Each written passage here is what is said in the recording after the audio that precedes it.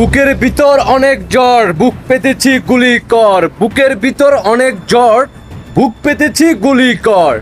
এই স্লোগান দেওয়ার পরেও বাংলাদেশ সেনাবাহিনী কাফি উরফে রাজাকার, পাশাপাশি রনি রাজাকারদেরকে গুলি করা হয় নাই। কিন্তু গোপালগঞ্জ তো এভাবে বলে নাই, বুক চিতিয়েছি, বুকের ভিতর অনেক জ্বর, বুক চিতিয়েছি গুলি কর। এই কথা তো বলে নাই, তারপরও গোপালগঞ্জে গুলি করছে।